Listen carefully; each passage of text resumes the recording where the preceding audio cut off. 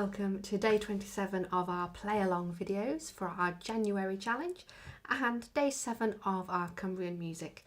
And let's play this through nice and steady. Starting at the beginning of this third line. 1 and 2 and 3 and.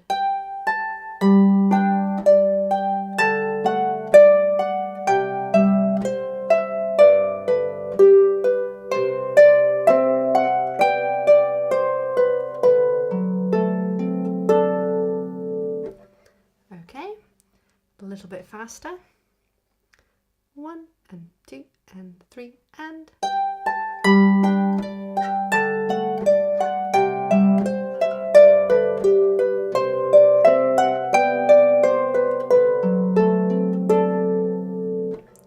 Okay, a little bit faster still. I'm just taking this in slightly smaller increments today.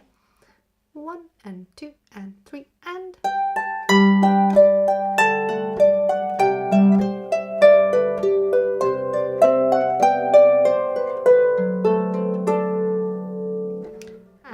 Finally then, close to our full sort of speed.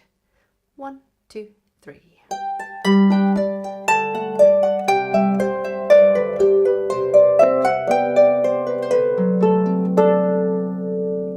Well done. The keen-eyed among you may notice that my right hand in that third full bar,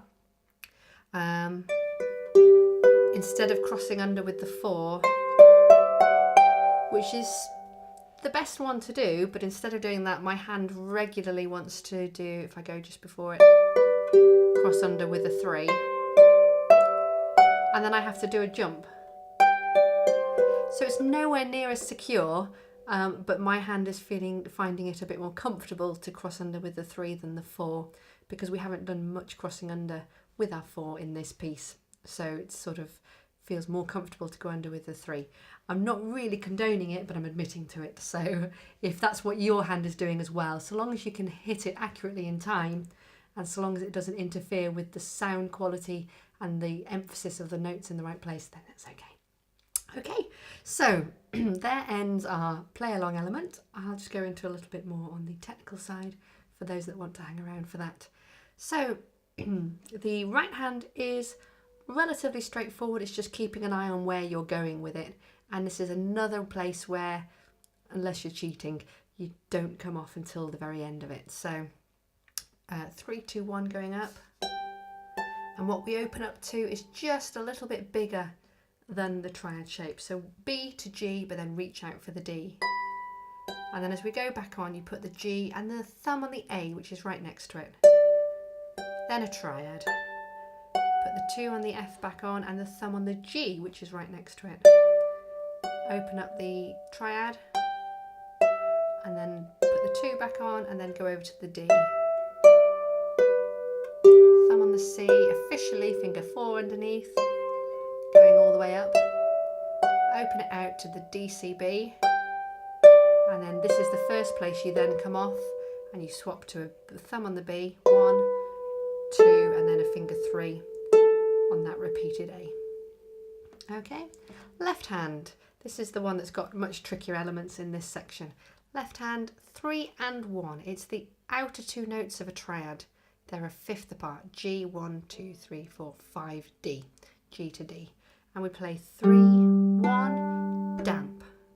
And the damp is your full open hand hitting onto the strings.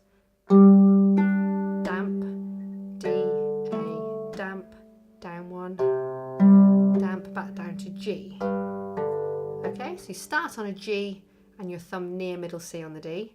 Then we move to the D, which is one above the red down here. Move that down 1, and then we jump to the G, but down here instead of being up here at the beginning. So G, D, damp, D, A, damp with the open hand, C, damp. And you'll see how my hand goes back into the normal shape after I've damped and back into my nice thumbs up, fingers down position.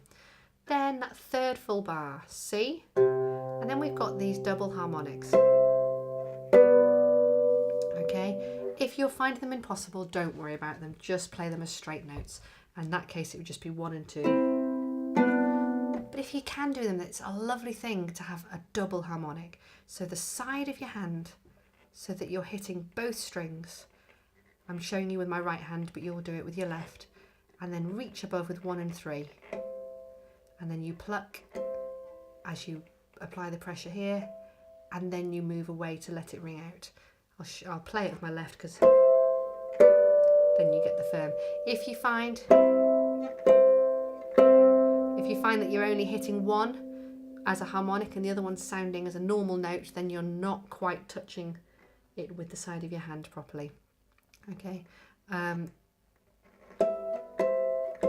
It is possible to do it with a slightly more vertical shape. So if you're someone that's preferred when it's been single harmonics, if you've preferred using the base of your thumb, I'll show you here the base of your thumb for a single one,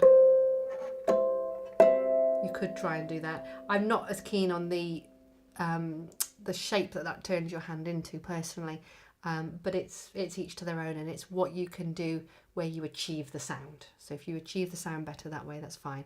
I'm much happier with the side of my hand here touching both strings, and I think that's more easy to be accurate if you're using a larger surface area to try and touch the strings with. And then I'm plucking it with 1 and 2, and it's a very odd pluck because it's an upward pluck here. And this is an instance where you are allowed to be a bit lobster-like to hit the sounds. So my thumb is doing a normal sort of movement. It's placed in a normal sort of way, but my finger 3 is almost sort of touching it like this.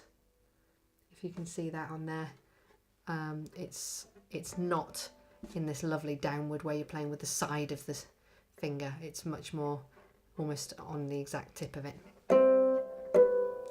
And then the final run up there, it's like a triad, but we carry on 4 notes. So think of a 4-note triad, if you will. D, miss 1 out. F, miss 1 out. A, miss 1 out. C, and then we're going to cross under with our finger 2 to finish on the D 1 note higher. So we go 4, 3, 2, 1, 2, and our finger 2's gone there firmly. Okay, so we just try that left hand on its own. See if you can play along as well, nice and steady. 1 and 2 and 3 and 4 and damp and damp and damp and damp and time and well done. And then finally I'll just put that together with the top hand at that same nice and steady speed. 1 and 2 and 3 and